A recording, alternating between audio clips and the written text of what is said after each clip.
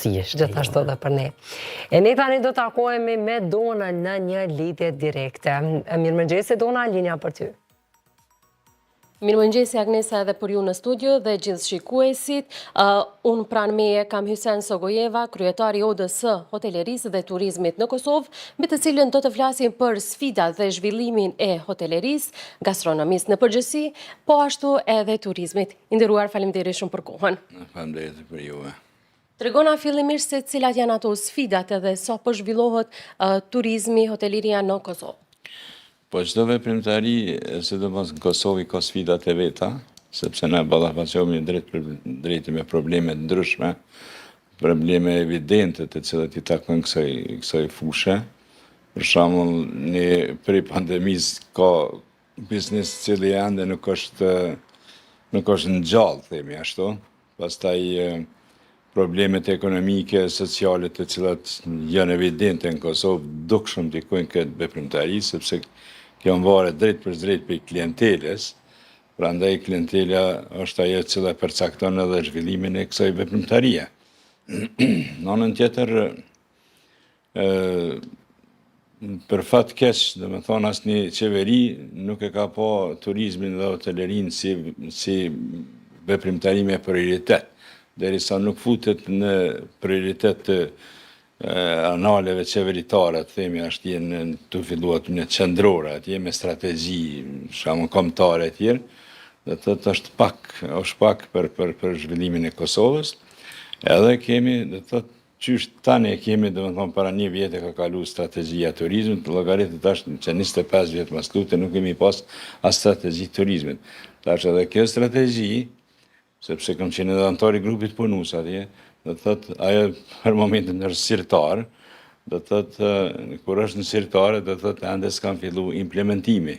Ndoshta kam e kalu 4 vjet dhe s'kam fillu hiç implementimi i saj. E kjo është ajo që e bën e ngarkon këtë veprimtari, sidomos bizneset të cilat merren me këtë veprimtari. Pra thoni që institucionet duhet të jenë më të vëmendshëm që t'ju ndihmojnë, domethënë hotelerisë, turizmit në përgjithësi, bizneseve në përgjithësi në Kosovë. Që kretë që e shohemi një sad, do të thotë këtë zhvillim e kemi për sektorit privat. E ata drejt për drejt me mënyrë vetanake, do të thotë me ndihmat e veta, do të thotë me fuqinë e vet, e kanë bërë që sot na të kemi sot restorante të mira, hotele të mira të gjitha. Nëse llogaritëm me këshir prejardhën me që aty në parë ka këqysh tek asnjëherë, domethënë as është liru tek bankat, as është liru te ndaj beneficiant i shtetit, që me pas bile kemi raste kur e ka pengu, për shembull se shteti duhet më interesu për infrastrukturë, të fillu presoj ligjore, fizike, kur fjala rruga, transporti, këto duhet më i rregullu shteti. Duhet mi ofru kushte adekuate për biznesin. Kushte të cilat ai tani mund zhvillue. Jo për shembull ka raste për rrym, për një generator ose për një transformator, ai i fut 30-40 mijë euro. Vend që mi fut në biznes, a shteti do të mi kryu ato, se shteti do të mi të afru ty kushtet ti me u zhvillu. Tash tregona pak a shumë pra edhe për numrin e bizneseve.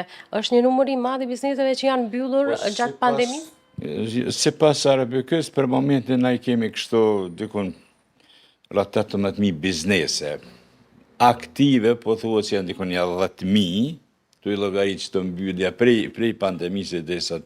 Po mos harrojmë edhe sot kemi raste që veç kanë fillu dikun me mbyll për shkak kushteve, të cilat nuk mund me i bajtën ose nuk mund me përballu, sepse s'ka ndihma anash, nuk ka ndihma që me mujt me forcuat biznes, edhe situata e përgjithshme po ndikon që disa domethënë ditë pas ditës kjo veç pe ul pak intensitetin e zhvillimit. Turizmi dita ditës po zhvillohet dhe me zhvillimin e turizmit, pra ardhja e turistëve këtu e zhvillon ekonominë e vendit. A është e njëjta edhe te hoteleria, ndikon kjo? Kjo është veprimtari që bile çuditna kanë herë edhe shteti që nuk e kupton që kjo është veprimtari profitabile. Ti do të më zhvillu si destinacion krejt Kosovën, jo vetëm parcialisht. Po më mujt krejt Kosova me qenë destinacion i kërkushëm Dhe në momentin kur ki turist, është normale që ka të tarna. Për shembull, na për momentin që veç e kemi rastin e Dua Lipës. Për shembull, 22 milion pare janë derdhën në brenda asaj kohe. Brenda ka një javë dite. Llogaritë edhe se nuk ka pas vene në Prishtinë, kanë shku në Shkup-Njerëzia, kanë në Plejt ose kanë Plejt në Tiranë. Tash llogaritë do të thonë ti duhet me bëj çfarë evente. Qeveria këtu duhet me bëj çmos që na me pas turist. Po për fat mirë, edhe në këto kushte që jemi, do të thotë dita ditës çdo vit kemi rritje të turistëve. Sillet dikon prej 13 deri 25%. Çdo vit kemi rritje të turistëve. Mirë që përmendet edhe festivalet, edhe DokuFest është e njëjta gjë, apo jo? Po, DokuFesti tash shumë kanë fillu veç mu bo internacionale. Do të thotë me kalu këto kombëtarët, me kalu në ndërkombëtare, e tash secili event që i merr për masa ndërkombëtare, ai thith shumë turist. Por për fat keq na me numër të dhomave jemi keq, dhe me numrin e hoteleve jemi ende keq, nuk i plotësojnë kërkesat që duhet me i bo për një festival, e mos plasim për një ndeshje sportive ose diçka që mund me pas shumë. Pra, thoni që institucionet duhet të jenë mbështetje e bizneseve, në mënyrë që edhe turistët të jenë me hotele, ose gjërat ata që i kërkojnë të jenë më të mira, apo jo? Që bile me shqequ realisht, institucionet veç më stipengojnë. Vetëm kaq kërkojnë. Veç kërkojnë, më stipengojnë.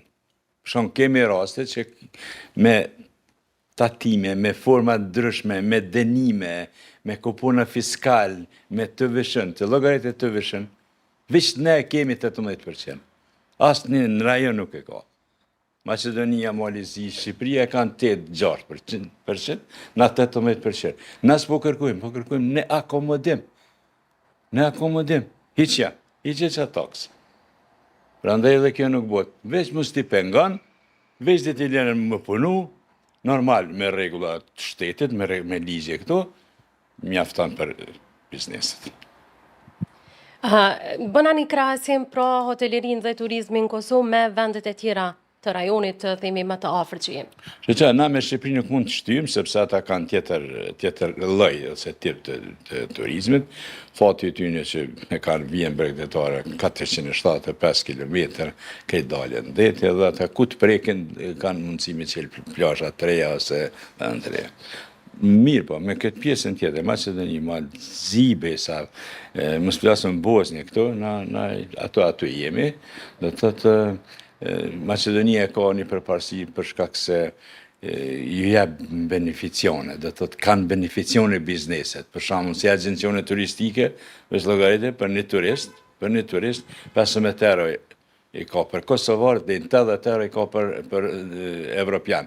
Do të thonë, nëse bëhet një paket për 500 euro, do të thotë ti mundesh me fitu 240 euro prej shtetit.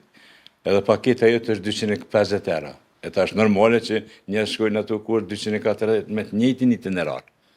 Nuk shkojnë te ky 500-shi. Prandaj e kanë edhe kushtet. Prandaj na për potencialet turistike që i kemi njerëz na afrohet asnjë. Do të thotë veç molet e shoqë bishë jam janë potencialet pas avancueshme. Jemi larg prej këtyne, por këto duhet me zhvillu për mujt me kalu me qenë konkurrent.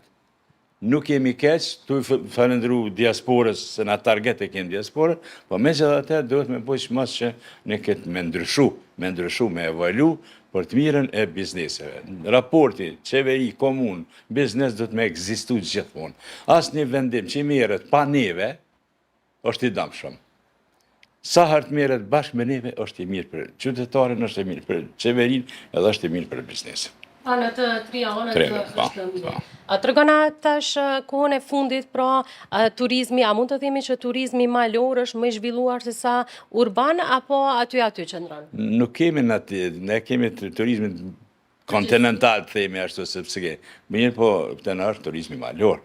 E se do mos këtë turizmi rural në kohën e fundit, edhe në bazë VTO-s, World Tourism Organization, aja ka fillu që edhe në botë, sepse janë në gopë turistat me hotelet të forta, me hotelet, ata dojnë tash me po diçka ndryshim, trashëgimi, dojnë me po ushqim tradicional, dojnë me po natyrë, dojnë. Prandaj është një trend krejt botën që kjo është të zhvilluar. Edhe për fat mirë edhe tani, edhe kushtet i kemi, domethënë sidomos rajoni Pejes me disa projekte me kompani italiane ka arrit që me i bë disa atraksione atje me rregullu, sidomos Pico o Ballkan që është etj, do të thotë me i tërheq numër të madh të vizitorëve. Nderuar, faleminderit për krejt këto informata që ndohet me shikuesit tanë. Faleminderit për ju, ishte kënaqësi. Faleminderit, gjithashtu është kënaqësi të ju kemi në emisionin programin e mëngjesit. Faleminderit shumë. Faleminderit. Me kaq po e përmbylli Agnesa këtë lidhje direkte, linjën po e kaloj tek ju, nëse nuk keni ndonjë pyetje. Faleminderit shumë Dona për këtë lidhje direkte e ne emision